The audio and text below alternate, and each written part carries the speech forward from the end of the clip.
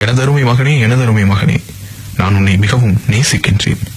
முதுமையின் வாசலில் நான் முதலடி வைக்கையில் தள்ளாட்டம் என் மீது வெள்ளோட்டம் பார்க்கும். கொஞ்சம் பொறுமை கொள்க, அதிகம் புரிந்து கொள்க. என் முதுமை பார்த்து முகம் சொலிக்காதே. நான் சாப்பிடுகையில் கை நடுங்கி சாதம் சிந்தி விட்டேனா? சத்தம் போடாதே. உனக்கு நான் நிலாச்சோறு ஊட்டிய நாட்களை நினைவு கூர்க. ஆடை மாற்றுகையில் அவதிப்படுகிறேனா? அசுத்தம் செய்து விட்டேனா? ஆத்திரப்படாதே.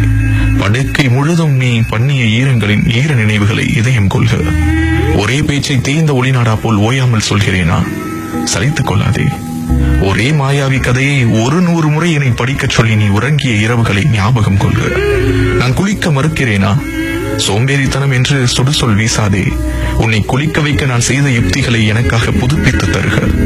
புதிய தொழில்நுட்பம், புதிய பயன்பாடுகள், உன் புயல் வேக புரிந்து கொள்ளல் சத்தியமாய் எனக்கு சாத்தியமில்லை. கேவலப்படுத்தாதே. கற்றுத்தருக. கவனித்து பழக அவகாசம் தருக. இனி சில நேரங்களில் என் நினைவு பிறழ்ச்சியால் ஞாபகங்கள் அருந்து போகலாம். உரையாடல் உடைந்து போகலாம். நிறைய வேலை இருக்கிறது என்று நேரம் பார்க்காதே. என் அருகிருந்து ஆற்றாமை தேற்றுக. ஆசுவாசப்படுத்துக.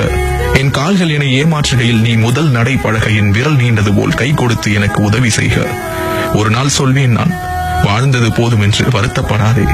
சில வயது வரை வாழ்க்கைக்கு அர்த்தமில்லை. சில வயதுக்கு மேல் வாழ்வதில் அர்த்தமில்லை.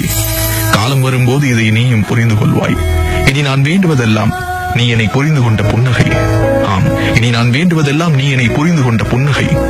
மீண்டும் மீண்டும் சொல்கிறேன், எனதருமை மகனே, நான் உன்னை மிகவும் நேசிக்கின்றேன். என் வாழ்வு அமைதியோடும் உன் அரவணைப்போடும் முற்று பெற முயற்சியேனும் செய்வாயா?